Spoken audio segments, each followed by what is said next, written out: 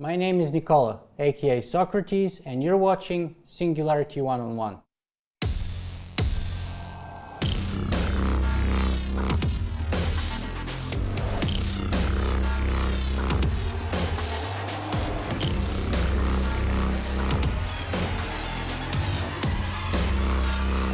Singularity. Today, my guest on the show is Jeremy Rifkin. Jeremy Rifkin is a best-selling author of over 20 books, and he is a world-renowned futurist and economist. Mr. Rifkin, thank you very much for being with us today. My pleasure. Thanks for having me. Fantastic. So, Jeremy, I've been enjoying your book for the last week or so, which is called The Zero Marginal Cost Society. So let us jump right in the interview here, and let me ask you, what is the Zero Marginal Cost Society all about? Well, let me place this in context first. We are beginning to witness the emergence of a new economic system that's entering onto the world stage. It's called the Collaborative Commons. Now, this is the first new economic system to emerge since the advent of capitalism and socialism in the early 19th century. So it's a remarkable historic event. And this Collaborative Commons is going to transform every aspect of our way of life in the next 30 or 40 years. The triggering event of this great economic transformation from capitalist markets to collaborative commons is something called zero marginal cost, which we shouldn't be frightened of. I know it's a business term. Marginal cost in business are the cost of producing an additional unit of a good or service after your fixed costs have already been absorbed or covered. Let me explain that there's a paradox deeply embedded in the heart of the capitalist system, previously undisclosed. And this paradox has been responsible for the great success of the invisible hand of the marketplace. The irony, and this is where the paradox comes in, is that this paradox is now leading to the ultimate triumph of capitalism. That triumph, however, is giving birth to a new economic system, the collaborative commons, alongside the capitalist market. The paradox is this. In capitalist theory and practice, entrepreneurs are always in search of new technologies that can increase productivity, reduce marginal costs, so they can put out cheaper products, win over consumers in market share, and bring some nice profits back to their investors. So businesses have always welcomed the reduction of marginal cost. In economics, we always say that the ideal optimum selling point is where something is sold at its marginal cost. It's simply that none of us ever anticipated, in our wildest imagination, a technology revolution so extreme in its productivity that it could actually reduce marginal cost to near zero, making products and services essentially priceless, abundant, nearly free, and no longer bound by market forces and the profit drive. We began to see this zero marginal cost phenomena affect entire industries with the inception of the communication internet that we all use today. We first saw it when a little music service called Napster emerged in 1999, and all of a sudden, millions and millions of young consumers of music became prosumers, and they began to produce and at least share their own music with each other at near zero marginal cost, bypassing the recording industries. Then hundreds of millions of young people began to become prosumers and create their own news blogs, share information in news, bypassing the traditional newspaper and magazine industry. Again, at near zero marginal cost. Doesn't cost very much once you've paid for your computer or your smartphone to send your own information to others. Then young people began to share their own knowledge on Wikipedia at near zero marginal cost, bypassing paid for commercial Encyclopedia Britannica, etc. And then, of course, in my industry, publishing, young people began to create their own free ebooks at near zero marginal cost, producing and sharing knowledge with each other and bypassing the publishing industry. So the recording industry was crippled in 5 years with the near zero marginal cost phenomenon. Then young people with videos, they began to produce and share their own videos on YouTube at near zero marginal cost. They started watching less television, going to the movies less, and sharing their own film experiences with each other. This devastated especially the television business.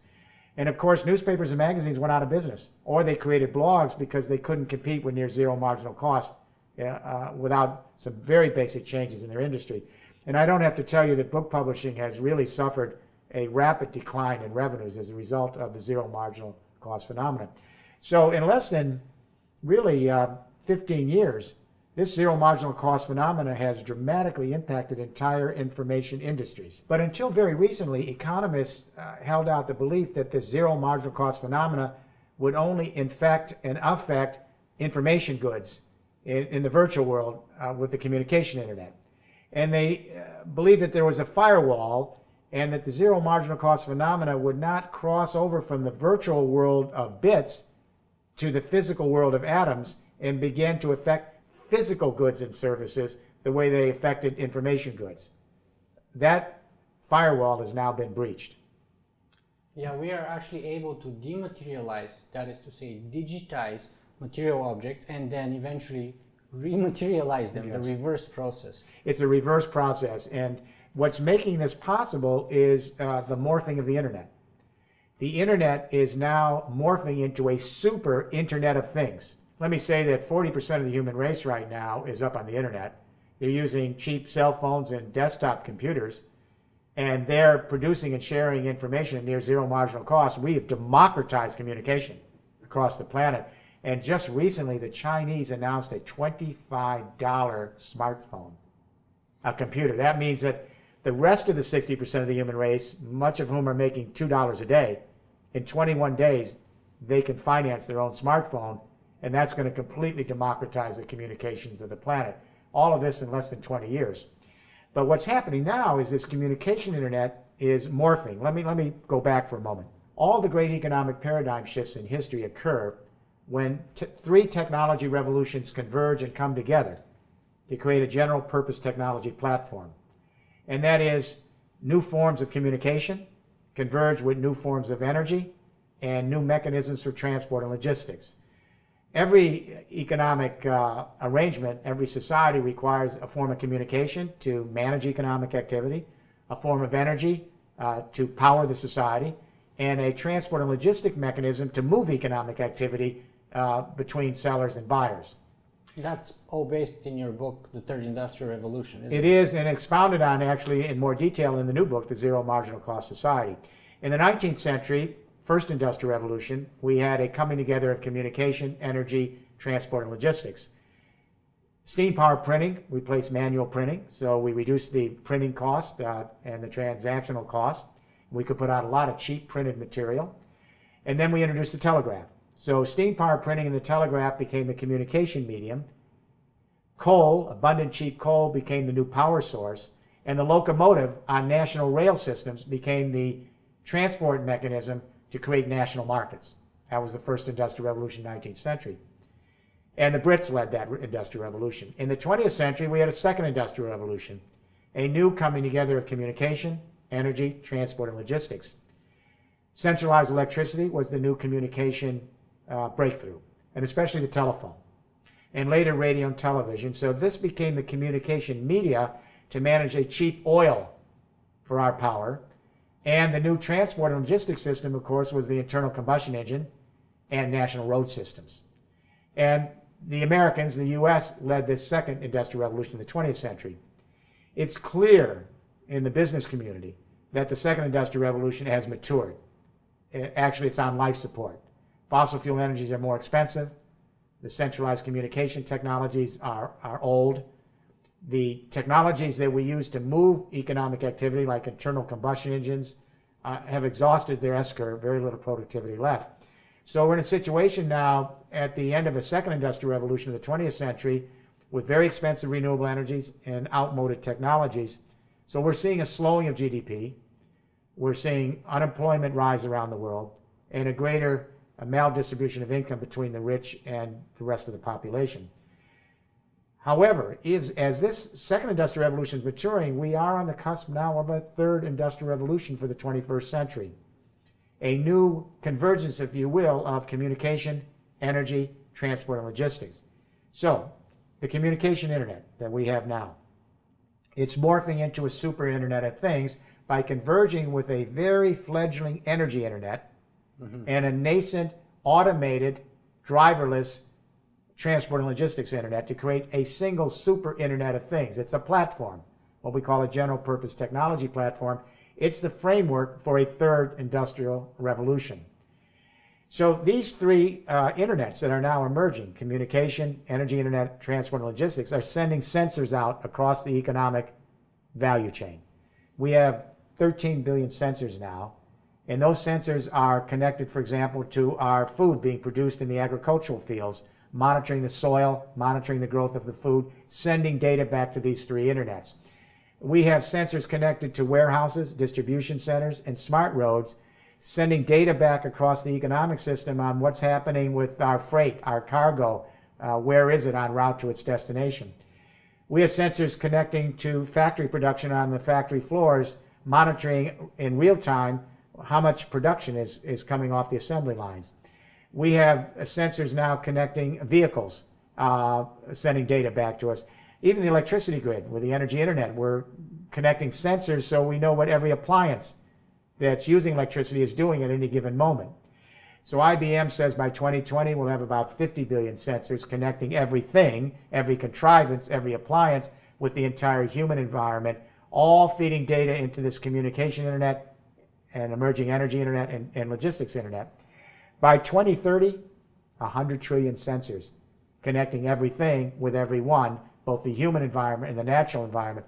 Essentially what we have now is an intelligent nervous system, a brain, if you will, that can connect the entire planet. Now, when people hear me say this, first they get excited and then they get terrified. It's exciting because we now can connect the human race in real time so that everyone's directly in touch with everybody else, with tremendous implications for thinking as a human family, as a single species on this planet. The scary part is, what about data security, personal privacy, cyber terrorism? These issues are now coming up as we move to the Internet of Things, and I address that, as you know, at length in the book. If we can find a way to ensure, which we will, data security, privacy, and prevent cyber terrorism, this is a great boom forward. And here's what it allows us to do. If you're listening, I'm sorry, go ahead. I just wanted to stop you for 1 second there, because there's so many amazing and fascinating facts that you quoted and things that I want to jump in. But I want to stick at the sort of the broad picture for a second and talk a little bit about capitalism. Because you did mention that the second industrial revolution is at life support. And you gave some reasons why people are fearful of that fact potentially. One that I would like to bring is perhaps profitability. I mean, if everything is being sold at zero or near zero marginal cost, then profitability goes out the door, and then we cannot get the return on our investment.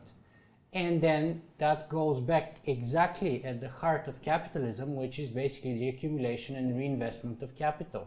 Yeah, well, ad infinitum. So I've interviewed a bunch of economists on my show so far, and one thing that I have to share with you is that it appears to me that it's easier for economists to foresee the end of the world than to foresee the end of capitalism. That's very well put. So how are you going to convince us that that's indeed the case? What are the benchmarks? What are the symptoms that the patient is on life support? I'm smiling because Larry Summers, former Secretary of the Treasury, former president of Harvard University, there's an interesting anecdote in the first chapter of my book, The Zero Marginal Cost Society.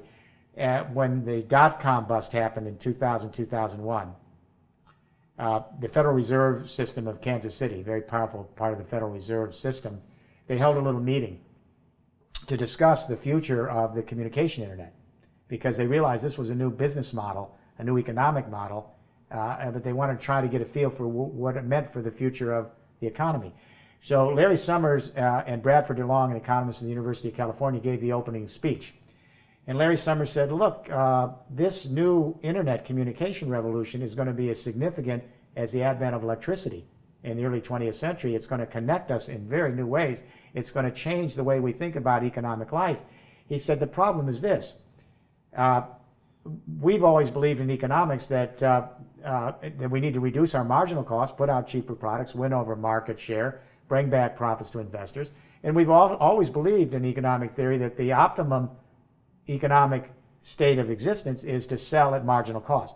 He said we just never expected a technology revolution so extreme is what he was saying. It's productivity. They could reduce those marginal costs to near zero, making products nearly free, and as you say, ending the possibility of profits. So here's what he said. And in a way, sorry to interrupt, but in a way That's the like paradox. the You difference got it. between the theory and practice, right? In theory, all prices should diverge to marginal cost, but in reality, all entrepreneurs want to create a monopoly so that they can extract bigger and bigger profit margins. That's the paradox that I outlined in the first chapter of the book. They don't want to come to grips with what I'm saying here, in which is, in some ways, it's the ultimate triumph of capitalism. The invisible hand has been successful in the marketplace because it's continued to reduce marginal costs to put out cheaper products to win over consumers. And the ultimate triumph is it's now going to be able to sell goods and services at near zero marginal cost, making them free, which is the ultimate triumph of the capitalist market. But that triumph also means the downfall of part of that system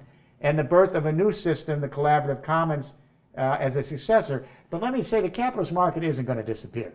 We'll talk about this. It's going to become a partner alongside a collaborative commons. You're going to see a hybrid system, part capitalist market, part collaborative commons. To the extent that the capitalist market benefits the collaborative commons, it will also succeed. For example, Google, Twitter, and Facebook are commercial entities, but they created great social commons, allowing everyone else to use those collaborative commons to share information goods at near zero marginal cost. So, but let me go back to Larry Summers. What he said here was quite interesting in his speech. He said, we can't allow this to happen. We can't go to near zero marginal cost because then we can't bring our profits back to our investors. So we're going to have to favor temporary monopolies. This is the former Secretary of the Treasury, the former president of Harvard University, who's supposed to be the champion of the free market system, saying, look, this new technology revolution to near zero marginal cost means the only way we're going to be able to keep capitalism alive is to have monopolies to keep the price above marginal cost. Then he said something very revealing.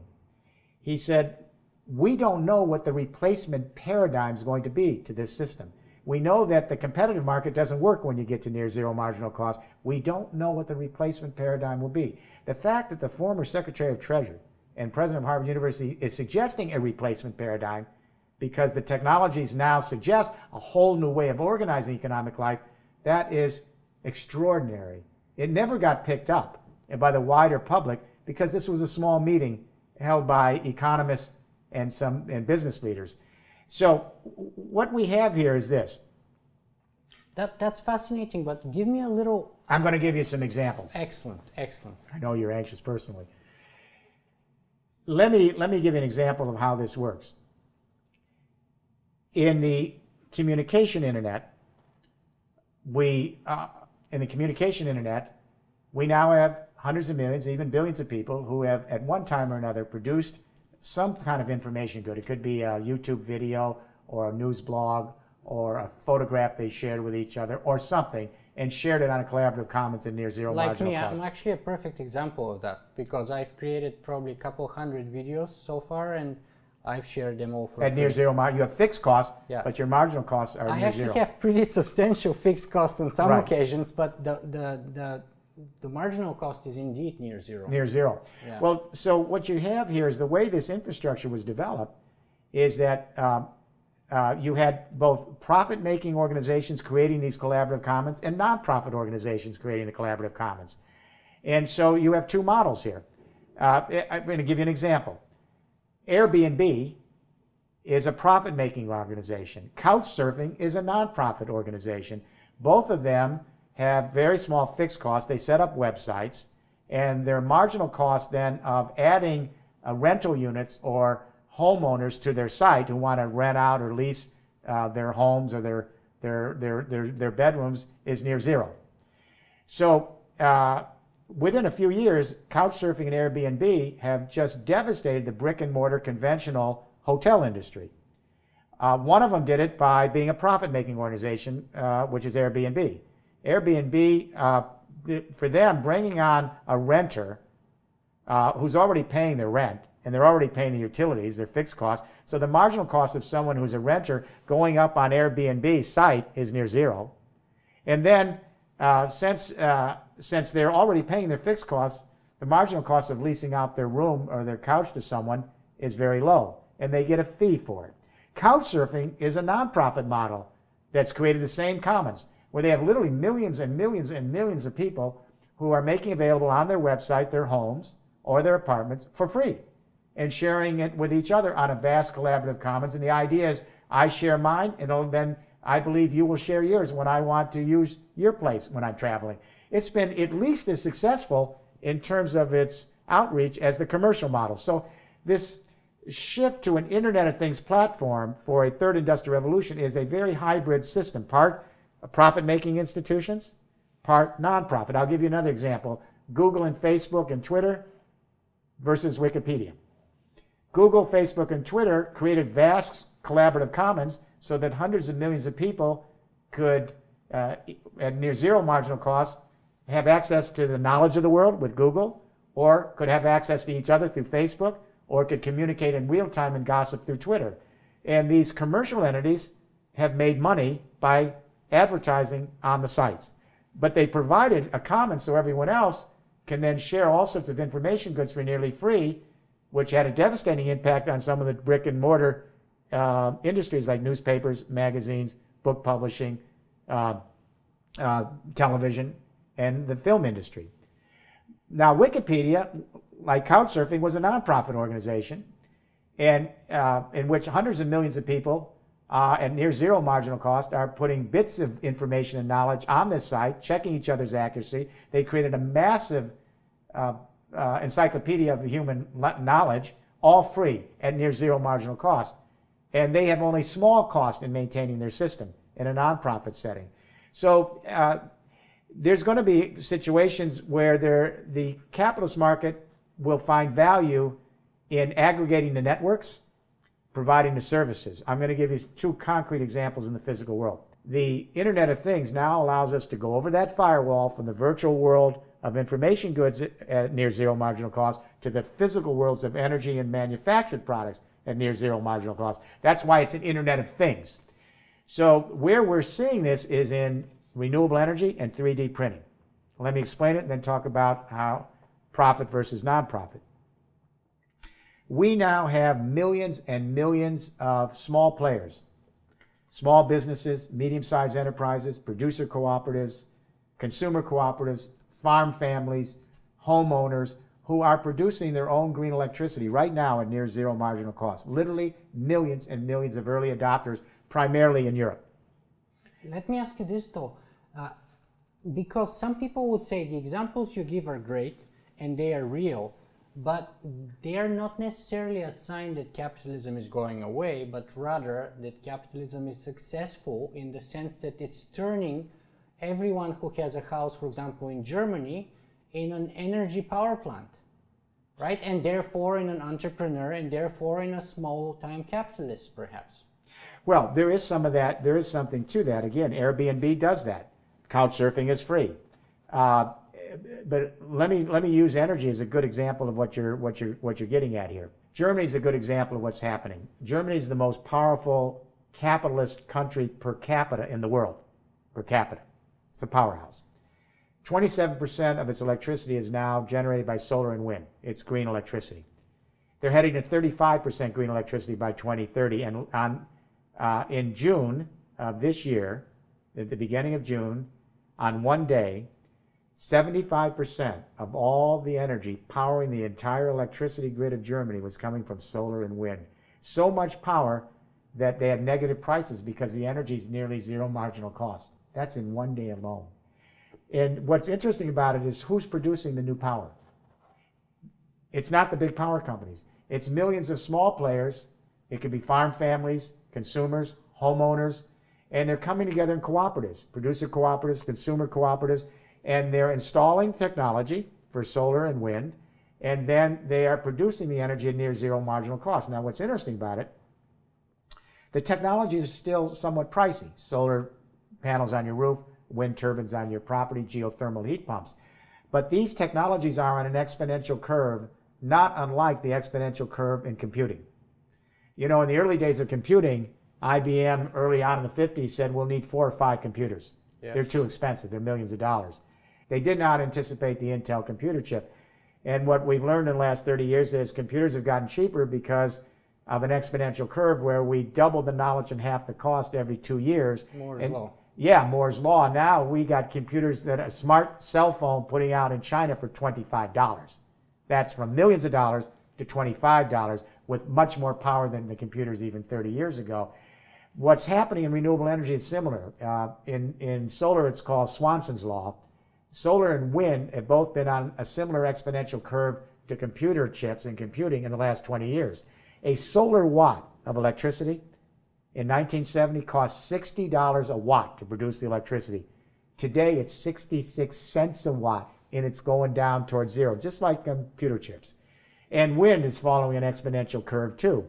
So even though the fixed costs are still there, it's getting cheaper and cheaper, but the marginal costs are what's interesting. The moment you install a solar panel or put in a wind turbine or a geothermal heat pump, the energy is free. The sun flowing all across your roof is free. You just have to grab it. The wind coming across your property is free. You just have to capture it. The geothermal heat coming up from under the ground of your building is free. You just have to grab it. So in Germany now, we've got 1 million buildings. 1 million buildings have been converted and they're producing their own power. Now, what's happened to the big power companies? Because this gets back to your issue of who's going to make money. We had 4 major global power companies that were giants there. EMBW, and I've worked with some of them. EMBW, RWE, Vettel, and E.ON. What's happened to them is what happened to the recording industry in 7 years. These big, huge, powerful global companies have literally been crippled by millions of small players who are moving together in cooperatives and laterally scaling their activity, just like the kids did with music. So these big vertically integrated power companies can't compete with millions of small players who come together and create lateral economies of scale to share their power. So the vast majority of the power, way over 50% of the power coming into Germany now, is small players, homeowners, small businesses, neighborhood associations. Now, how do the power companies make money? What I suggested to them years ago in my book, The Third Industrial Revolution, and now in the new book, The Zero Marginal Cost Society, is you've got to change your business model. There are feed-in tariffs in 61 countries that allow people to get premium price now for selling renewable energy back to the grid. So right now we have millions of players producing their own green electricity. In 10 years from now, hundreds of millions of people are going to produce their own green electricity. In 20 years from now, perhaps 1 billion people will create their own green electricity on the same curve as people that increasingly were able to move on to the internet and at lower marginal cost share information. So what we said to the power companies is your mission is you're going to sell less power. You can't compete with near zero marginal cost energy coming into that grid. So let all of us produce the power in our cooperatives. We sell it back to you in Germany. You run the energy internet because that's very technical. You aggregate the network. That requires a lot of technical expertise. And the way you'll make money is by selling as little electricity as you can sell. That's counterintuitive. And they say, how do we make money? We thought we made efficiency into the system. You got it. So the way they do it is, I said, you set up partnerships with thousands of small, medium, and large companies and neighborhood associations. And you mine the big data coming through the Internet of Things to the communication internet, the energy internet, and the transport and logistics internet, one platform. You mine the big data, and then you use analytics to create algorithms to help all your thousands of companies increase their efficiencies, increase their productivity, reduce their marginal costs, and then they'll share their productivity back with the power and utility companies. And I say that there's much more money in selling less electricity and sharing the productivity gains by less energy and more zero marginal cost. And now that's the model now that some of the big power and utility companies in France are moving toward, ERDF, EDF. They're not leaving the old model. This is not overnight. This is a 40-year transition. So they want to be in 2 portfolios, centralized, distributed. The old fossil fuels at high cost, the new energies at near zero marginal cost. So it's a very complex, long-term transition between a second and a third industrial revolution. And if the smart companies in the capitalist market will still be able to create enough margins by aggregating the networks and serving the networks. But they're not going to be the only arbiter of economic life. It's already changing. So the collaborative commons is there. You're proposing this fantastic hybrid model between the It's already here. collaborative commons and the sort of the capitalist model, the traditional classic capitalist models. And you say it's already here, but of course you're referring to Europe.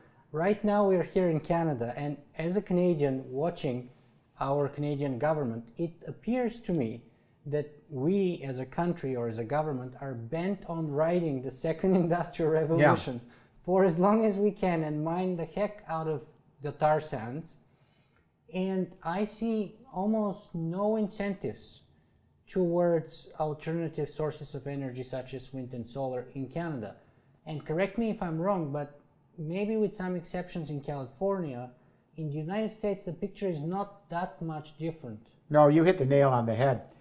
I'm very concerned about the U.S. and Canada because what I see here is the U.S. and Canada, which were leaders in the second industrial revolution, are becoming outliers in the third industrial revolution. And that is, history's passing them by very quickly. You know, the Brits led the first industrial revolution in the 19th century.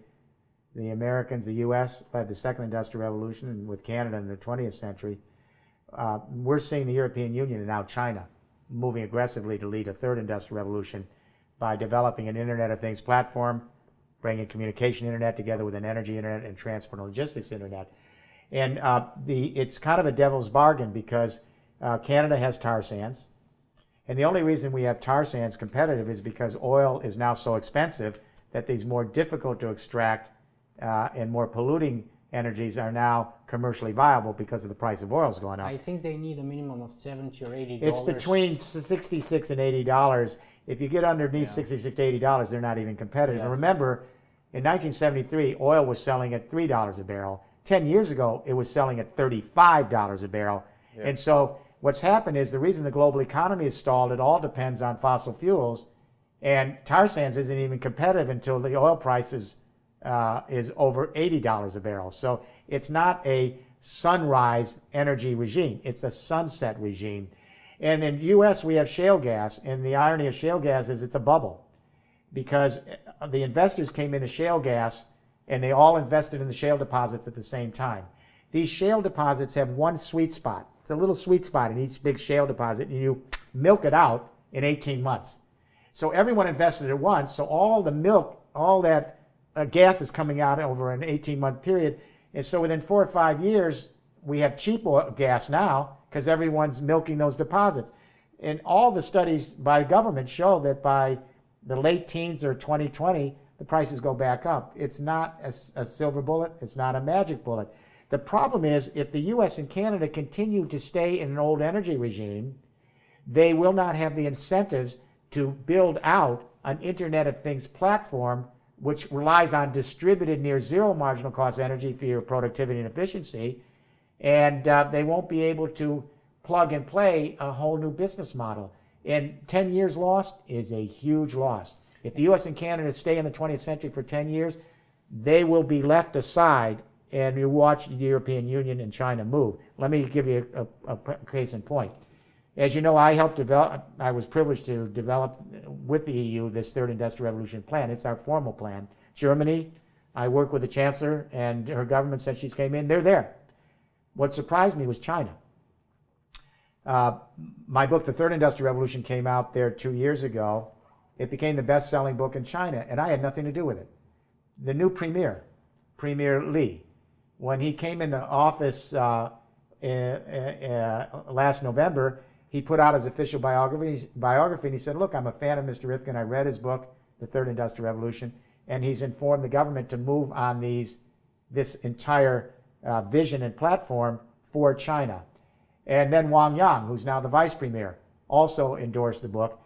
I was there on an official visit with the government leadership last September, and 12 weeks after I was there, the Chinese government announced an $82 billion 4-year commitment to lay out the beginnings of an energy internet and to bring together transport and logistics for an Internet of Things platform. That's a 4-year commitment of $82 billion to move this. This is so far ahead of anything we're contemplating in the U.S. and Canada.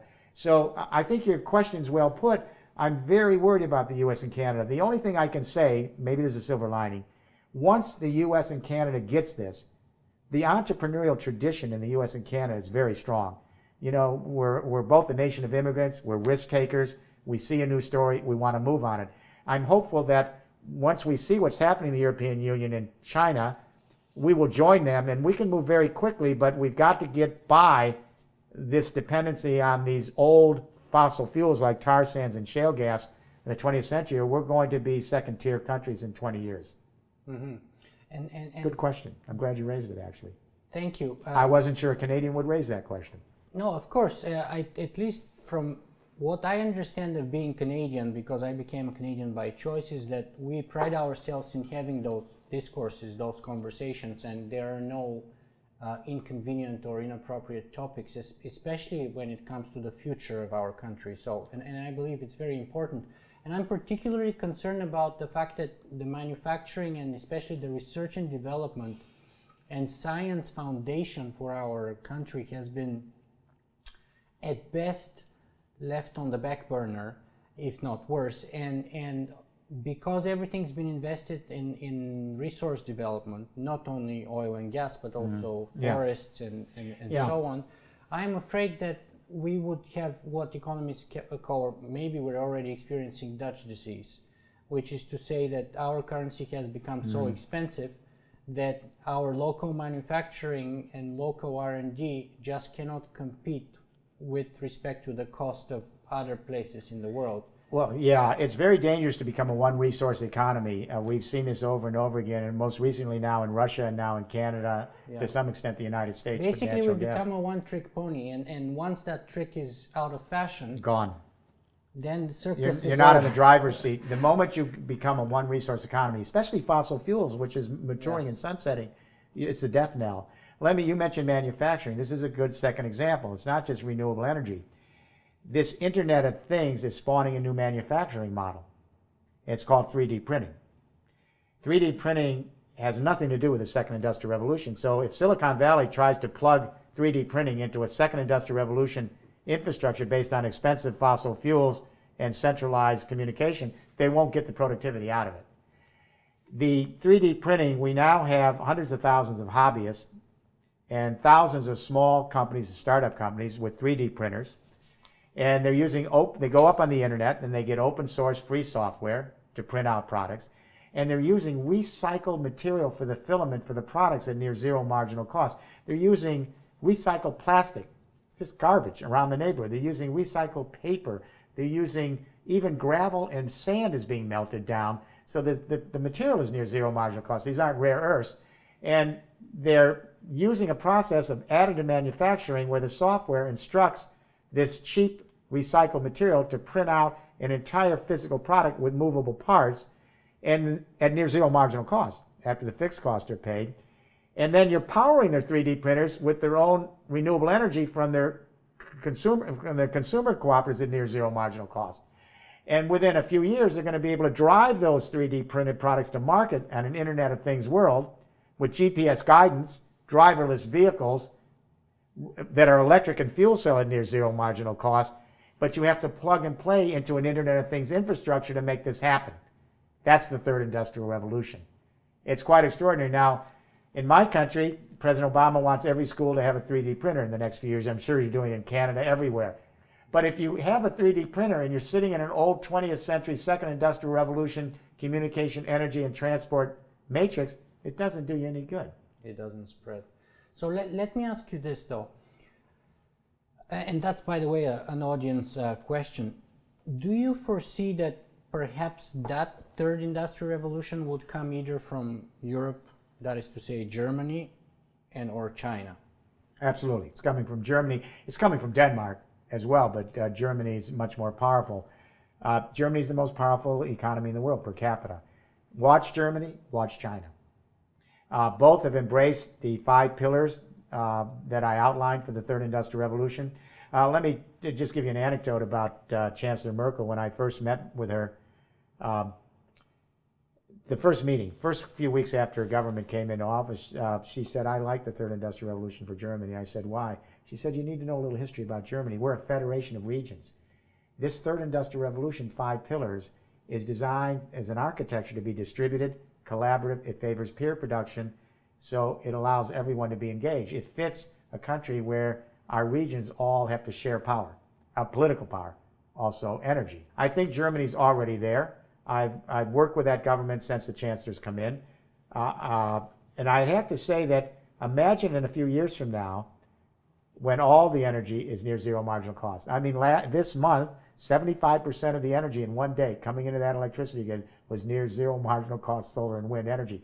Think about the productivity gains from everybody, from homeowners to businesses, when they can use energy to move their products, their logistics, their supply chain, and the energy component that goes into every step of the value chain is near zero marginal cost.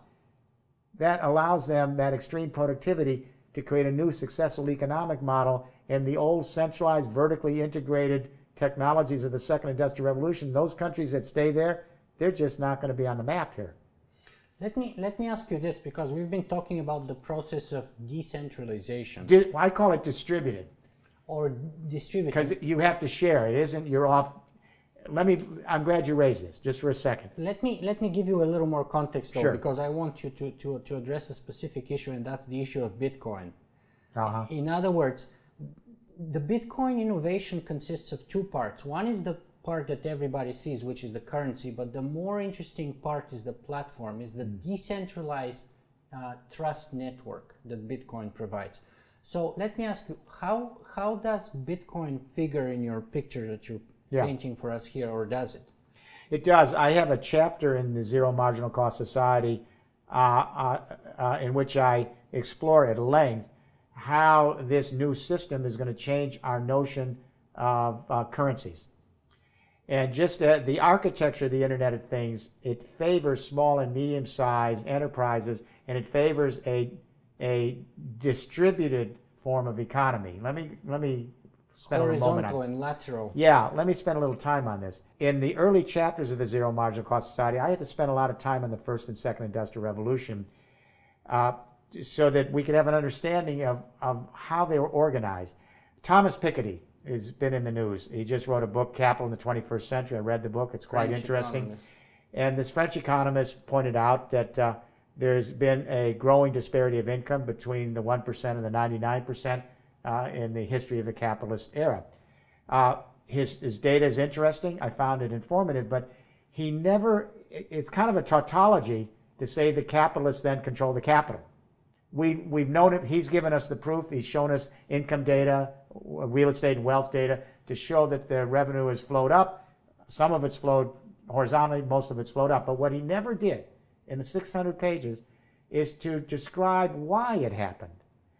Again, every economic system in history has three components: a communication component to manage economic activity, and energy to allow us to power the economy, and a form of transport and logistics to move economic activity. If you know what that platform looks like, its architecture, it pretty well sets the framework for whether revenue will flow out or up.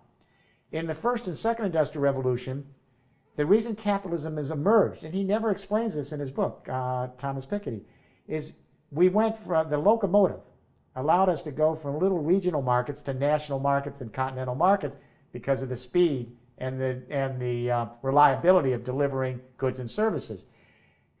Building national railroad systems, I don't have to tell folks in Canada, I'm sitting here in a hotel room right now that was built by the Canadian Pacific Railroad.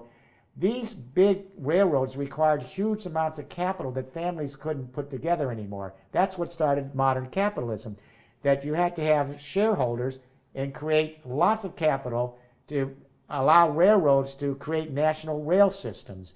But in order then to return their investment to their shareholders, they had to vertically integrate these railroads so that they could bring everything under one roof. So here's a perfect example. I'm sitting here in a hotel with you right now, and this hotel was built by the Canadian Pacific Railroad. They vertically integrated everything. Even the passengers were then, when they got to each city, they were then getting rooms in the hotels owned by this train system. In the U.S., our railroad systems own the steel yards that made the rails. They own the coal that produced the power. So when we went for the first and second industrial revolutions, 19th and 20th century, that required massive capital so that you could create national and continental markets, And then the only way you could create an efficient return on investment is vertically integrated organizations. Monopolies of scale, basically. Well, yes. And those economies of scale actually were more efficient because they allowed them to eliminate all the uncompetitive middlemen and put out cheap products, put a lot of people to work, create a consumer culture. So revenue did flow to people at the bottom. Absolutely. We're all better off now than we were before the Industrial Revolution. But because of the pyramidal nature, the control system, these vertically integrated companies where control flowed from the top down across national markets, it was absolutely inevitable that more revenue would flow up to the top of the pyramid and not as much on the base. So here we are at the end of the second Industrial Revolution, and what do we got? We've got 3 out of the 4 biggest stock-holding companies in the world are energy companies, BP, Dutch Shell, and ExxonMobil. Underneath them, 10 banks and financial companies, which control 60% of the investment in the world. And underneath them, in each industry, 4 or 5 players in the auto industry, the electronics industry, that control most of each market. That's what we have at the end of the system. And 500 global companies account for, 70% of the GDP of the world. And the 85 richest human beings that have really been advantaged by this pyramidal system, the 85 richest human beings, we could put them in this room. Their combined wealth now equals the wealth of 3.5 billion people, half the population of the world. That's amazing. We can do better than that. What I'm suggesting is these vertically integrated companies were the most efficient ways to create economies of scale, return investment, and actually make a better world, not just for those on the top, but for everyone else. What's so fascinating about the Internet of Things as a general purpose technology platform, its design, its architecture is not to be vertically integrated. Its very architecture is to be distributed, collaborative, and favor peer production in a way that millions of small players can come together, assuming that the technology stays network neutral, assuming the super internet, like the internet, is neutral, so everyone has equal access, no one's left behind, no one's discriminated against. A big if, because a lot of big companies, and I hope we talk about this, are going to want to monopolize it. But assuming we have network neutrality, it allows everyone in the world to access this Internet of Things and be able to mine big data with their own mobile technology and their own apps, just like the big boys at Google, create their own algorithms and increase their productivity, reduce their marginal cost, and produce their own green electricity, their own 3D printed products, their own services at near zero marginal cost, and eliminate all the middlemen of vertically integrated companies. They can laterally scale and create economies scaled by millions of small people, just eliminating all the middlemen and directly engaging each other. Look at Etsy. Etsy is the best model of this. You know Etsy? Yes. I got a call by Rob Kalin about 3 or 4 years ago, out of nowhere. He said, "I'm Rob Kalin. I formed Etsy. I would love to talk to you about where things head." And I said, "Look, you've done enough. You've done something brilliant." He and Matt Stachin, a friend of his, they were buddies at NYU. They drop out of school. They create Etsy. And now here we have this little website that's now global, 950,000, almost 1 million small businesses advertising from all over the world on the website free. 60 million consumers go on that website every month. They shop around. They find a small manufacturer that they like. They buy a product, and Etsy gets a tiny fee. That's how it stays commercially viable. Just enough so it can continue its operations. It's created a vast collaborative commons, which is both, commercial goods, but also a collaborative commons where people can engage and eliminate all the middlemen of vertically integrated global companies. So what I'm saying here is that Fortune 500 companies look very powerful. They're huge. They're vertically integrated. But what we've seen is when millions of small players come together in these collaborative peer-to-peer systems, it devastates the big players, the recording industry, newspaper and publishing industries, now the big global energy players, and pretty soon global manufacturers are going to find the same fate. It's inevitable because it's a better system. But going back to Bitcoin, how's that fit Here's here? Bitcoin. What's interesting about the Internet of Things is parallel to that, we're seeing new kinds of currency emerge. We're seeing social currencies emerge, not just Bitcoin. We have thousands now of social currencies where people are bypassing official currencies and they're exchanging services and goods with each other by getting credit. So if I perform a service, for example, let's say I'm an accountant and I perform a service and do your accounting, that gives me a certain number of hours of credit, and then I can use that in a time bank, social currencies, so I can then get maybe a product that someone else produced sent to me. You're bypassing currencies altogether. And this allows you at near zero marginal cost to use these currencies on the internet, and you're totally fungible, so you're the base of who you can share services with is huge, but you're not involved with official currencies. Currencies like Bitcoin, which are commercial in nature, there's likely going to be thousands of these currencies. Absolutely. Absolutely. It's just we are seeing a shift in power. Let me just stop for a moment. I'm a pretty old guy. I'm not even a baby boomer. I'm a World War II baby. And my generation grew up to believe that power is always pyramidal. It's always vertically integrated.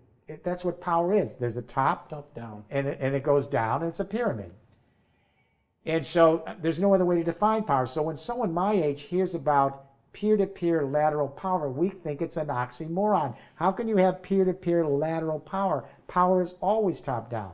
But for every young person, and I would say for me, a young person is anyone under 40, that grew up on the internet, they judge power completely differently. They don't talk about right versus left and capitalism versus socialism. It isn't even part of the vocabulary.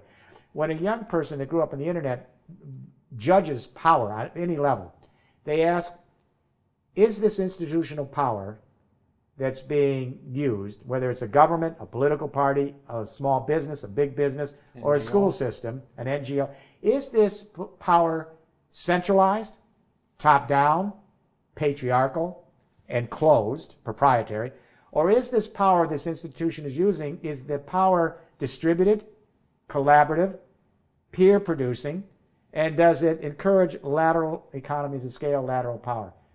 And you're nodding because you're, of course, part of this revolution. Everyone that's part of this revolution understands that lateral power is power, whether it's file-sharing music, YouTube videos, now renewable energy, and already 3D printed products. It's an economic revolution. It's really a fundamental shift in the way we think.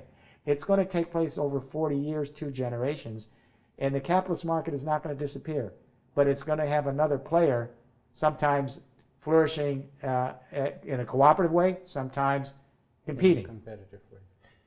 Mr. Rifkin, time is advancing, and I would like to move on. I'm enjoying this, so please, we're getting stuff out we've never gotten out before. So fantastic, and that's actually the whole point of my sort of line of questions, to bring in new things into the conversation that you have started with your book. So the last thing that I want to ask specifically about the book before we move on, however, is this. What's the biggest misconception that so far you have struggled with and that you want to kind of clarify once and for all? Well, let me say, I was very concerned when I put this book out, of course, of what the reaction would be. I was very heartened that Fortune, Forbes, and Financial Times all did really serious, long reviews, and they understood the various levels of discussion and said, yeah, this is something we really have to consider. This book has brought together the components of something that's emerging, that's starting to look like a new economic system. So I was very heartened that we had some serious, deep reviews. In terms of the misconception, I think mostly it's a surprise to people rather than a misconception. I think what's happened as this book's come out, this zero marginal cost has sort of hit everybody like this. And once you see it, you say, oh yeah, that does sort of exist everywhere. We have been doing this. It's been a shock to the economics profession, and we've had silence among the economists so far.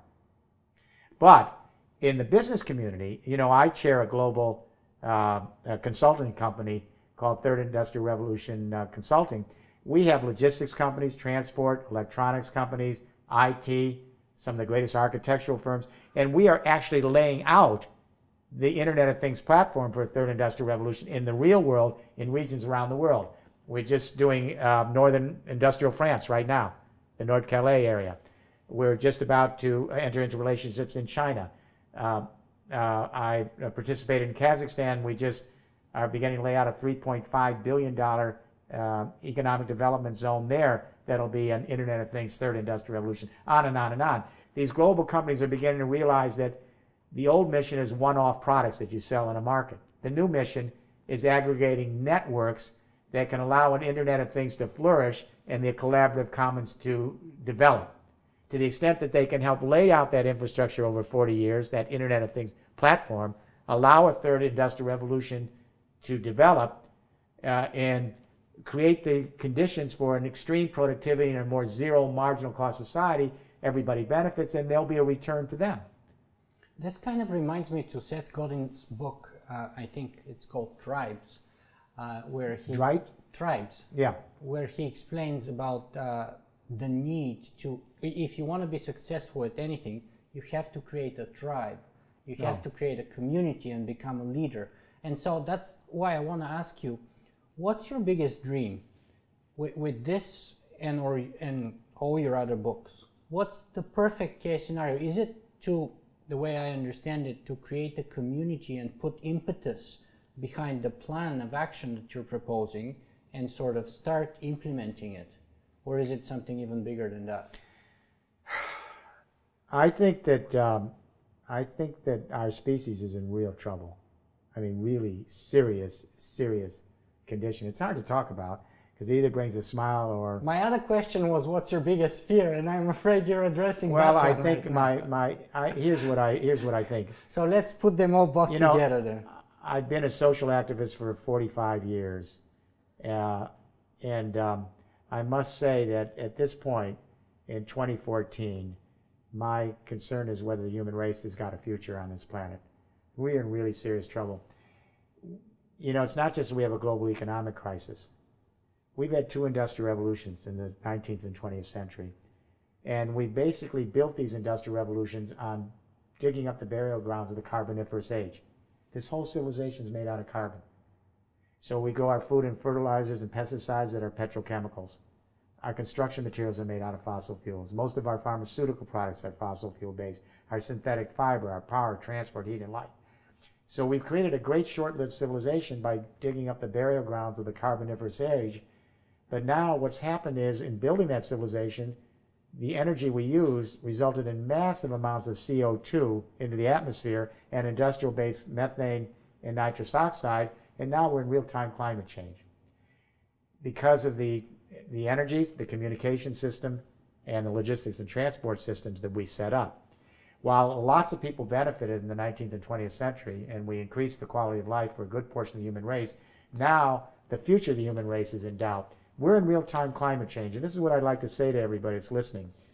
The terrifying thing about climate change that is not well understood, it changes the hydrological cycle of the Earth, the water cycle. We're the watery planet. When we go to other planets with satellite probes, we want to know, is there water? No water, we're not interested. Our ecosystems on this planet have developed over millions of years based on certain dependable water regimes.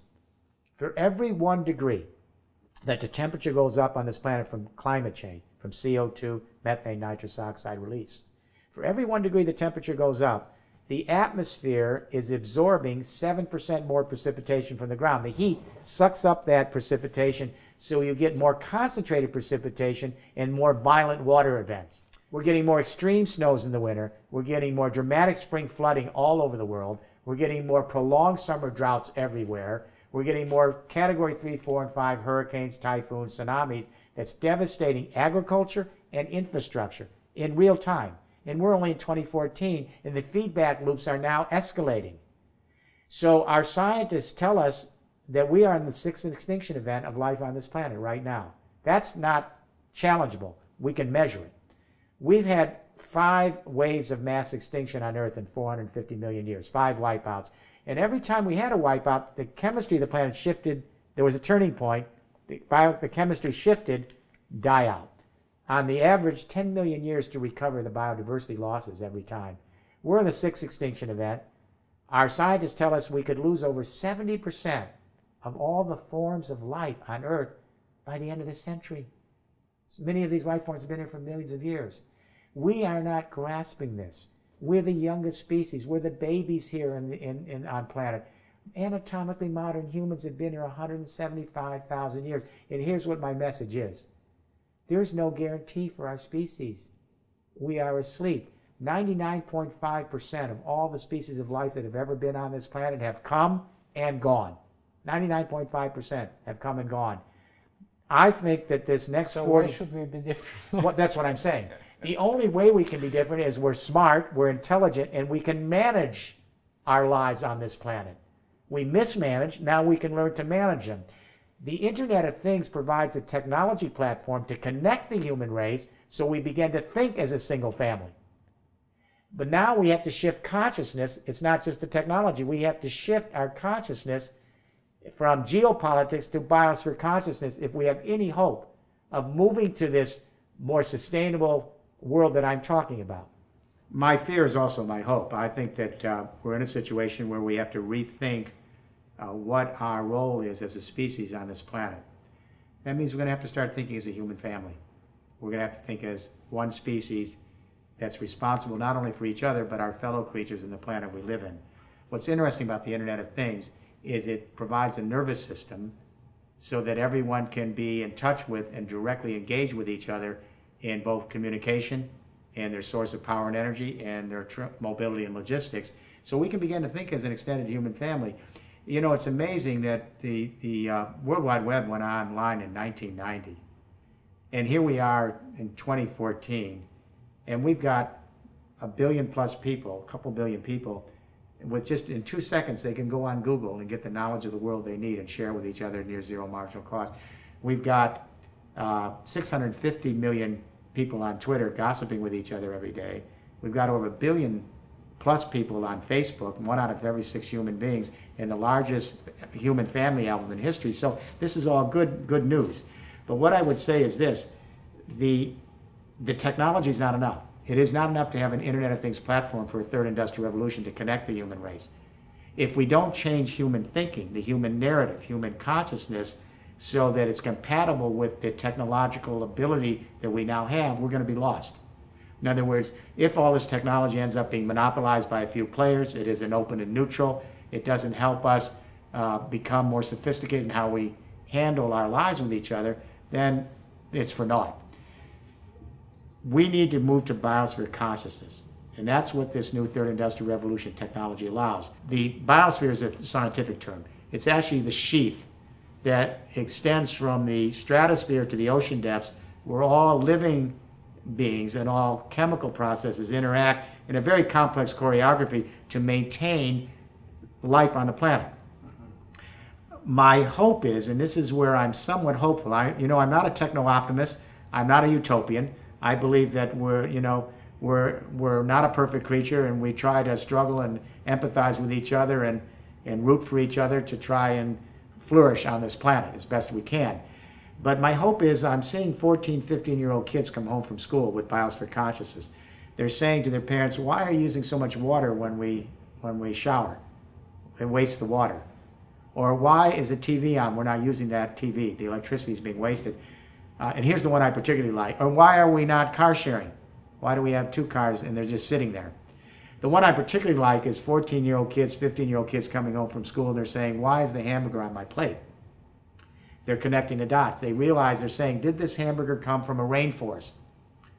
Did they have to raise the tree canopy, destroy the trees to get 2 inches of topsoil to graze the cow for my burger?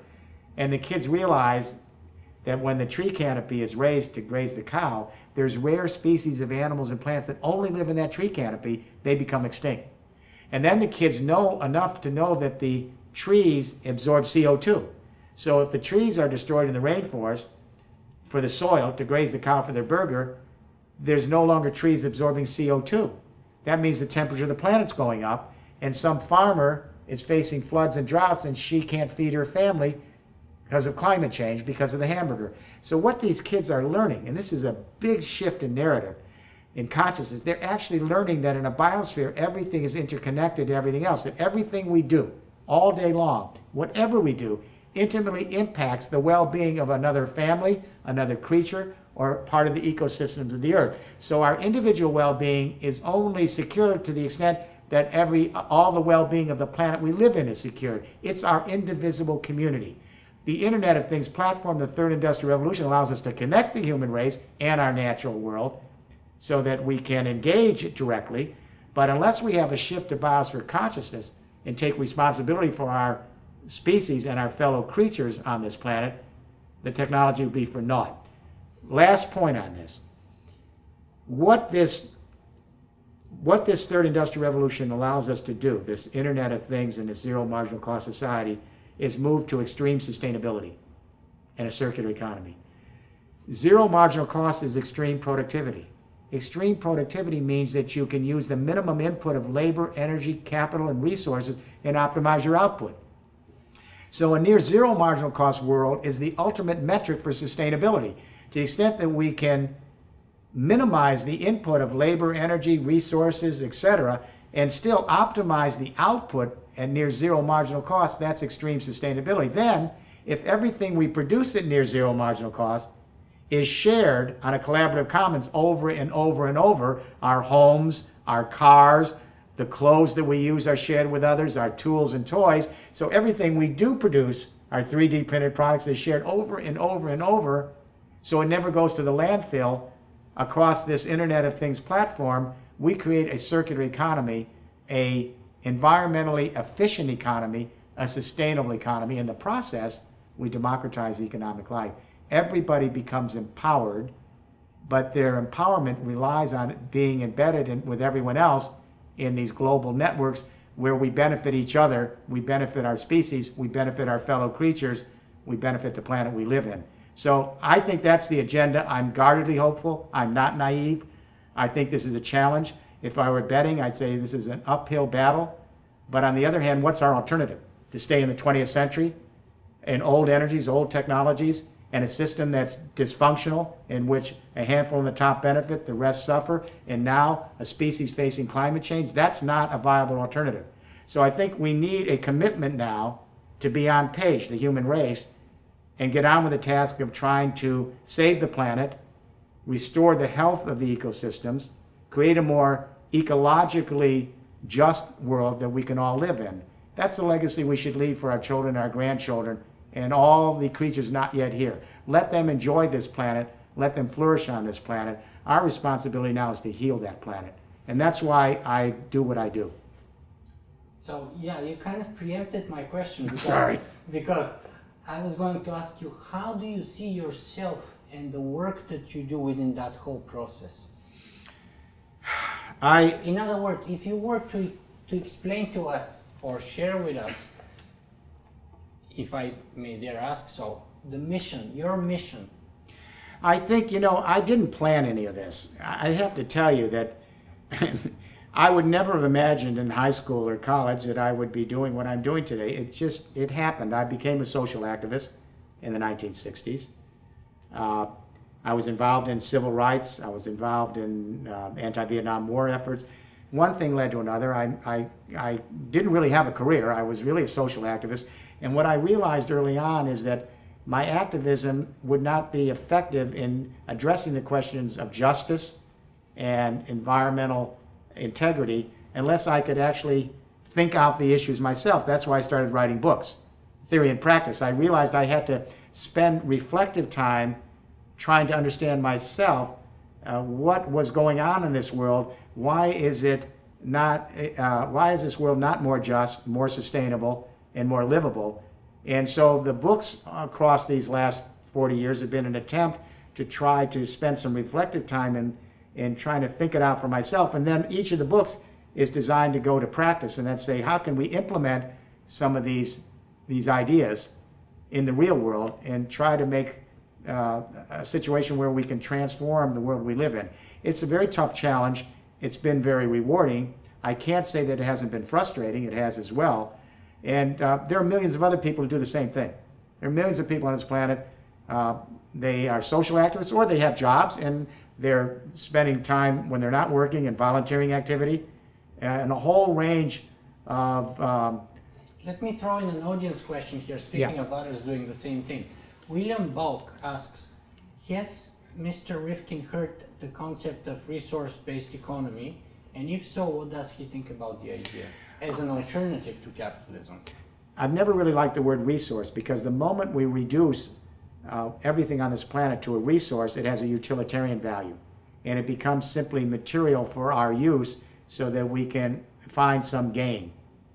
And that's been the problem in the environmental movement. The environmental movement has been split between those who want to preserve, quote, the resources for our utilitarian purposes, and then another part of the environmental movement that says, no, this planet has intrinsic value, not just use value for human beings. This planet's not just here for our species, it's here for all the other forms of life that cohabit this planet with us. So the moment we think of everything else on this planet as a resource, we rob everything of its intrinsic value, and it simply becomes material for manipulation, for gain in the market, or for personal gain. So I don't like the word resource or the word asset.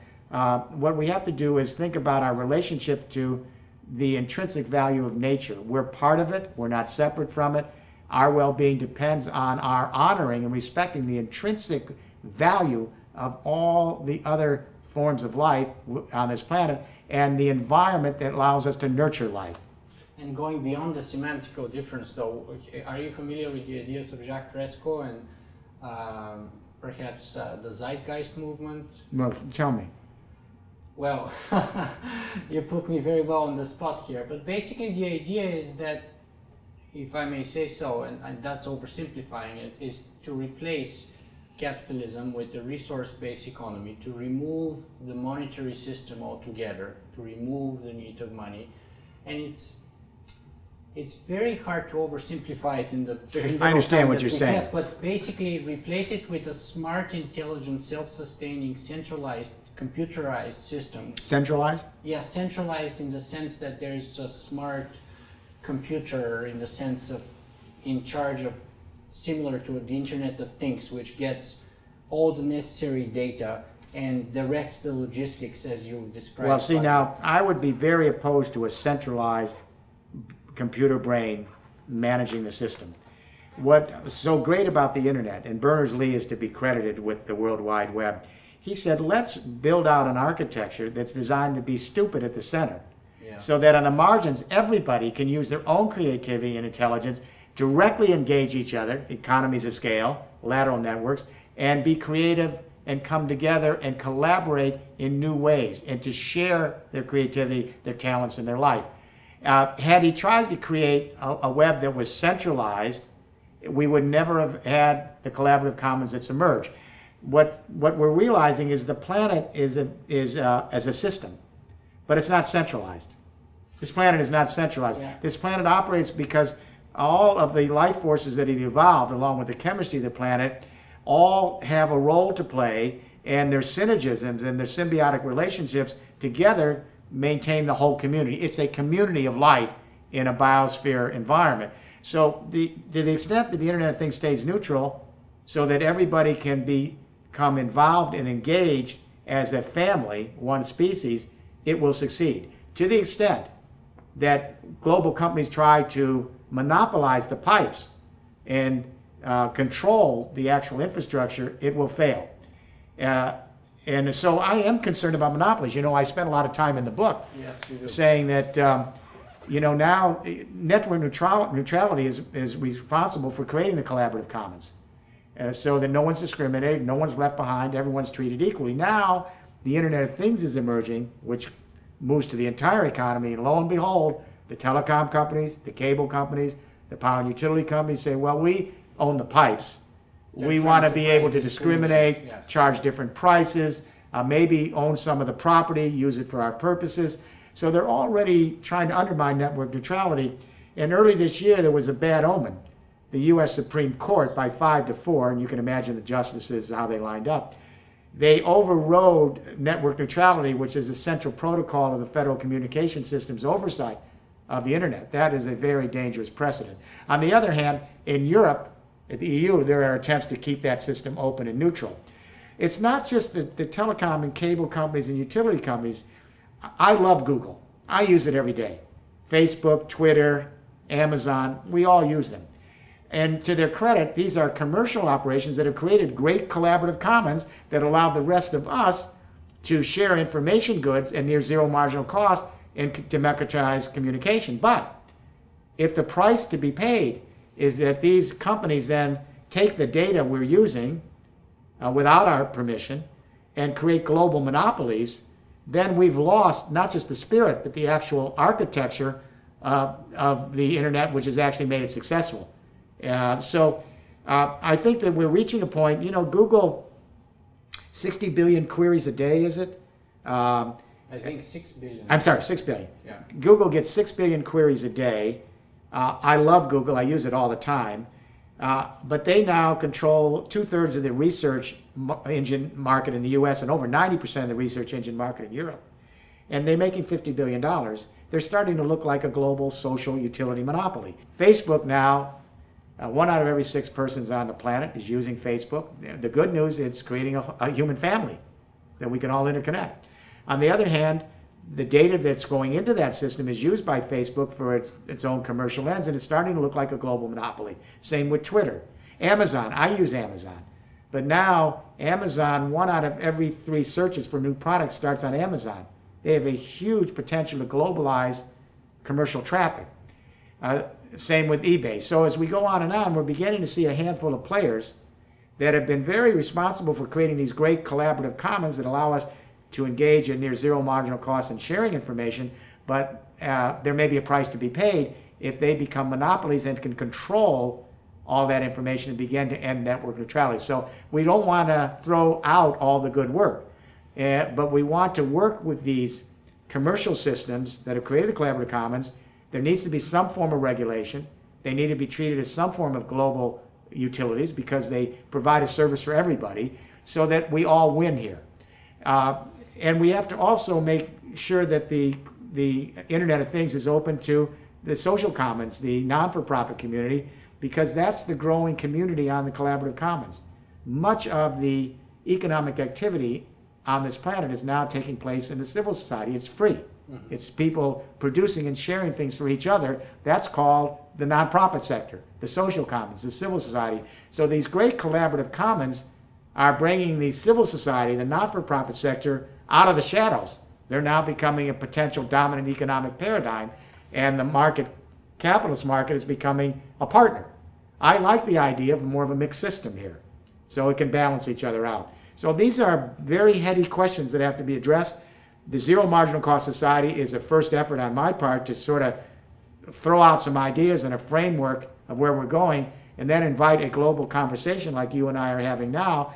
Let's flush this out. Let's see where we're going. Let's be responsible for our journey and not let things happen to us. Let's make things happen because we're engaged in the process, all of us. Yeah, I would like to say that I personally enjoyed the book very much, and I think it's a fantastic starting point for that conversation, and he has actually very good, very worthy ideas and suggestions that are worth exploring and testing out in reality and see how they pan out. But time is unfortunately advancing very much, so let me ask you the last 3 questions. So the first one is, my show is called Singularity One-on-One. So I want to see if there's any space in this realm that we've been talking about for artificial intelligence. Where does it fit? Does it fit, and how is it changing anything or at all? Well, it's changing labor for sure. I wrote a book called The End of Work in 1995, which galvanized a debate on the future of employment in an automated world. We now have workerless factories. We have virtual retailing, eliminating lots of jobs in physical retail. We have, not only are we eliminating blue-collar and factory workers, we're eliminating white-collar workers because of analytics, the ability to create algorithms that can, and robotics that can be smart, intelligent, cheaper, and more efficient than human beings. So it used to be, we thought, well, if people lose their jobs in the factory, we retrain them for white-collar and service work. Now they're both automating. And so we still continue to say, well, that's true, but now the new jobs are in the knowledge industry, the conceptual jobs. I mean, that leaves aside whether everyone in the human race can do those jobs. But now the knowledge workers are being quickly eliminated by artificial intelligence, analytics, algorithms, robotics. We don't need all the lawyers or the radiologists or the accountants. They are really being eliminated as quickly as the factory workers were in the last decade and the white-collar and service workers. We are moving to near zero marginal labor cost. George Maynard Keynes in the Depression wrote a great little essay He scribbled off an essay to his One great-grandchildren. of my favorite readings in undergrad school. Yeah. Actually. So he writes this little essay to his grandchildren saying, you know, it's 1930, everybody is depressed because of the Depression and thinks it's going to get worse, because that was the beginning of technology actually replacing human labor. So he said, you're going to hear a new term called technology displacement, technology unemployment. He says people are frightened of this term, but actually this could be our liberation as a species, because it's true that technology is replacing workers faster than we can find new opportunities for them. But he said, this may liberate the human race and my grandchildren's generation, because let the technology, the automated technology, do the heavy lifting, cheaper, more efficiently, so we can free human beings. Our minds are much more capable of a much more transcendent journey than just attending machines on a factory floor or being in a cubicle in an office. That's a terrible waste of human value, is what he was suggesting. He said maybe our grandchildren's generation will grow up in a world, an automated world, where they can get on with the task of using their mind to create a sense of social capital, a sense of community, and begin to explore the human journey and our reason for being on this planet and the universe. Now, that may end up to be his most poignant projection and forecast. What we're beginning to see happening is, as the marketplace becomes more automated, and it's inevitable, it's going to happen. It's happening in China, it's happening in America, it's happening everywhere. Yes. We have one last wave of mass wage labor. So we've got a silver lining that can give us a little bit of a breathing space for 40 years. There's one more last surge of mass wage labor and salary labor left to build out the Internet of Things platform, the infrastructure for a third industrial revolution. The last array of men. It's a last hurrah. It's a last hurrah, but it will require hundreds of millions, if not billions of people. We have to transform the entire energy of the world from fossil fuels to renewable energies. That's very labor intensive. We have to change the whole building structure of the world, so every building's a micro power plant. We have to change the electricity grid so it's a distributed internet. We have to change transport so we have an automated driverless transport system. Laying down that infrastructure is hundreds of millions of jobs, thousands of new business opportunities. But as it phases in, this Internet of Things platform for a third industrial revolution is smart, it's intelligent, it can learn by its errors. It can feed back and reprogram itself with a small supervisory workforces. So the question is then what happens? We're seeing already what's happening. The employment is already migrating. As people become unemployed in a automated and pretty soon artificial intelligence marketplace, employment's migrating en masse already to the social commons, the collaborative commons, the not-for-profit sector. This is a sector where we create social capital. Social capital, not machines. Machines can't create social capital. So our health institutions, educational institutions, sports, arts, environmental, cultural institutions, this requires humans engaged in deep play, not deep work, so we can create our sense of meaning as a species. And economists basically ignore this system because it creates social capital, not market capital, but it's a big revenue generator, 2.2 trillion in revenue in 40 countries. And what's interesting is this sector has been growing at 42% in revenue. GDP is growing at 16% for the last 20 years. So you see where it's headed. And where the big change is employment. This is a faster growing employment sector than market employment. In the US, Canada, and UK, it's over 10% of the employment, and it's growing. So I think we're going to see more and more young people migrate to this social commons for employment because they want to be social entrepreneurs. They want to use their minds. They want something that's more meaningful to them in their life than just sitting managing a machine or managing an office. So I think that by 2050, this would be my thought. If only part of what I'm saying turns out to happen, we could in 2050 have our grandchildren's generation look back on the 20th century with the same repulsion that we look back on serfdom and slavery when we said, what a terrible waste of human value. They may look back in 2050 to the 20th century and early 21st century and say, my great-grandparents and grandparents had to toil by the sweat of their brow to make a living. That's right. And these kids are going to be living and growing up in an automated world in 2050 where they can have deep play, not toil and work, and advance social capital and create a sense of our journey on this planet. And the human mind is so richer than we use it. These kids are going to think that their great-grandparents had a terrible existence where their whole value was just being a human machine attending other machines to create material wealth. If the collaborative commons can help us address in part or in whole the technological unemployment and we lead to such a fantastic outcome, that would be great. But my question was pertaining a little bit further beyond that. What if machines replace not only our labor but us altogether? I mean, Space Odyssey 2001, HAL the computer. That's one version, absolutely. There's institutions such as, for example, MIRI, Machine Intelligence Research Institute. There's books such as The Final Invention. Most recently I interviewed James Barrett, and a number of others which foresee basically that there's a very good chance that humanity is destined, or likely, if not destined, likely to go the way of the dinosaur, and we are simply going to be replaced by machines, which are the natural next step of evolution. I wouldn't hold my breath. I'll tell you why. Let's go back to Star Trek. You had two main characters there, Captain Kirk, Mr. Spock. Mr. Spock, in a sense, was a sophisticated machine. And it was very logical. Logical. His mind worked by analytics. He created algorithms. It was all rational and logical. But whenever there was a crisis, it turned out that Captain Kirk's emotional, empathic regard actually kind of saved the day, although he had help from Mr. Spock. But it was always the human dimension. What I'm saying is this. I wrote a book called The Empathic Civilization. This is the first in these 3-book series. The first was The Empathic Civilization. The second is the Third Industrial Revolution book, and the third is the Zero Marginal Cost Society. The first book was essential for me to grasp what is the human nature. What is human nature? We used to think during the Enlightenment that human nature, that we were basically, we're born, and when we're born, we seek to be autonomous agents that seek our self-interest in the marketplace. And then later generation economists said we act as rational beings who calculate our utility value so we can maximize our benefits. All the way up to today, that's what a lot of business schools like the University of Chicago still teach.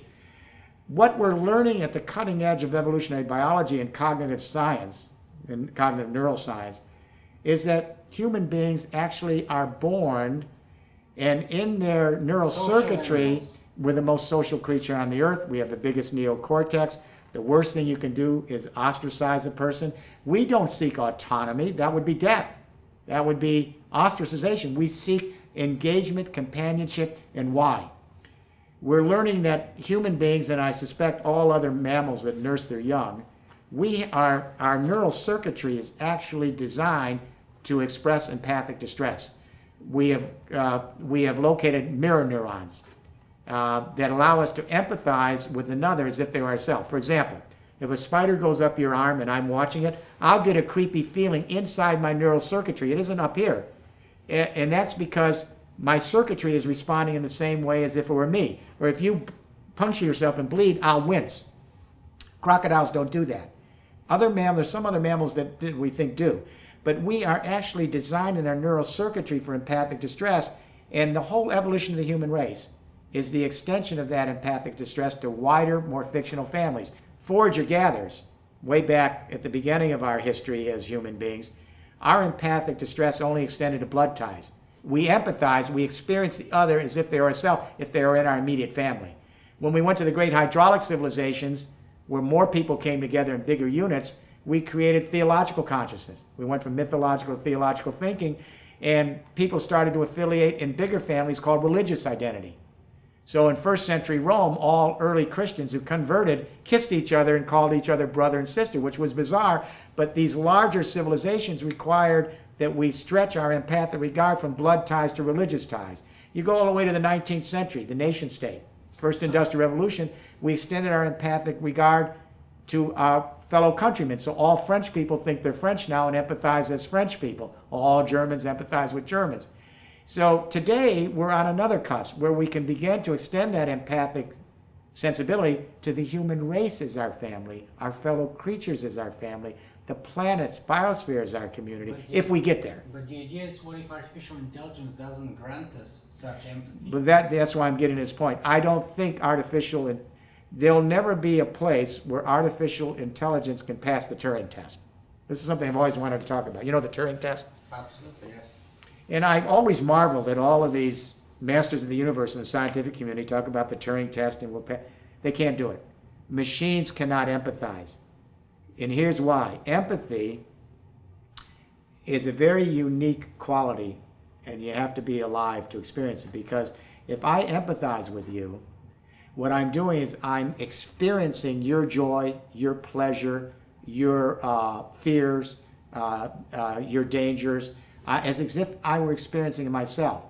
Empathy has with it the smell of death and the celebration of life. So if I empathize with you or a fellow creature that's suffering, I can feel their attempt to flourish and the danger they're in or the joy they're feeling, and my compassion is rooting for that. In other words, I know that every other human I'm interacting with or every other creature has a one and only life like mine.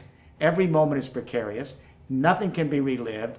And their ability to flourish is very limited in time and space. So if I'm experiencing your joy or your fears or your pleasures or your disgust, I'm really smelling that one day you will cease to be here like me. And in a compassion, I'm rooting for you to flourish to the full extent of your one and only time here, as if I were myself.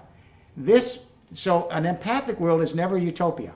I'm always amazed when people think, when they read The Empathic Civilization and Mr. Rifkin's talking about utopia, there's no empathy in heaven. If people are planning on going there, there is no heaven, no empathy in heaven. There's no empathy in perfect utopias because there's no suffering, there's no mortality, there is no one and only life. And so if machines, which are basically immortal, they don't have an actual one and only life, they can't empathize with the suffering of others and root for their ability to flourish in their one and only moment here. It'll never pass the Turing test, because the Turing test should be based on one's empathic regard. Empathy is the way we actually think. Empathy is not just emotions. Empathy is the way we actually experience the others ourselves, so we can make connections and we can see the world as part of our common framework. So the good news, I guess, is empathy, I do believe, has evolved over history to larger fictional families. For sure, there are still people living with just blood tie empathy. There are some parts of the world still living in tribal empathy. There are some living in just religious empathy. They only empathize with people in their own religion. There are some that are living and empathizing only with national loyalties. But there's a whole younger generation now on this emerging Internet of Things platform, this third industrial revolution. They're beginning to empathize with their fellow human beings as one species, and they're just starting to begin to empathize with our fellow creatures as worthy of being here and flourishing on this planet too. So I'm guardedly hopeful, not naive. I would like to see us move in this direction. I hope that's the course we take. Mr. Rifkin, there's a lot of things that I find that I would like to challenge you on, the ideas that you just mentioned, but unfortunately we're completely out of time, so I may actually use that as an excuse for an interview sometime down the road. I would love to do it. But and that'd be fantastic, I appreciate it. But in the meantime, what's the best place for people to find more about you and your work? I think the best thing is to explore my work, and I would suggest the three books that make up this series. Mm-hmm. The Empathic Civilization, which is the relook at our evolutionary history on this planet as a species. Yes. The Empathic Civilization. The second book, The Third Industrial Revolution, which has become the framework book for many countries in the world to transition into this new economy. And most importantly, for now, the Zero Marginal Cost Society, because that provides, if you will, the narrative on how we actually make a shift into a new economic paradigm and begin to learn how to share on a collaborative commons in an Internet of Things world. So I think all three books were my way of trying to understand and move the conversation in my own mind, and I would suggest them, especially the Zero Marginal Cost Society. That kind of puts it all together, in my mind at least. Fantastic, and we've had the pleasure of having you for such a long time, but if we are to encapsulate our conversation in a single message that you would like our viewers and listeners to take away from this conversation with you, what would you like that to be? We have now within our grasp technology revolution, the Internet of Things, that allows us to create a third industrial revolution, connect the human race in real time, so that we can begin to produce and share our economic and social life together and think as an extended human family. And it's also going to allow us, this Internet of Things platform and third industrial revolution, to begin to put our fellow creatures into the mix. So we began to see all of our fellow creatures as part of our evolutionary family. This Internet of Things, Third Industrial Revolution, connects all of us, the human world, the natural world, so we can begin to take responsibility for each other. So we can begin to act on behalf of each other, our fellow human beings, our fellow creatures in the earth we live in. That's the great benefit of this new architecture. And so we don't want to waste the Internet of Things on trivialities. We want to make sure that this platform will create a truly global collaborative commons. This collaborative commons is what it sounds. It's a collaborative commons. We now have the opportunity for the human race to come together and each of us share what we have to share with each other. We can produce and share our own ideas, our knowledge, our energy, our 3D printed products. We can share ourselves with each other both in the economic realm and the social realm on a collaborative commons and engage directly as a species. We can begin to know each other as one family. That's now there. Kids are Skyping in global classrooms. They're gossiping on Twitter. They're engaging each other on Facebook. They're breaking down all the barriers, the xenophobia, the parochialisms of the past. And they're just beginning to open up the walls so we begin to think of ourselves as one human race living with our fellow creatures in one biosphere community. We're beginning to mature, hopefully, as a species. So my hope is that the Zero Marginal Cost Society, the book, will begin that conversation, and I hope go way beyond what we talked about today in the next 10 years. Jeremy Rifkin, thank you very much for being with us today. Thank you for having me.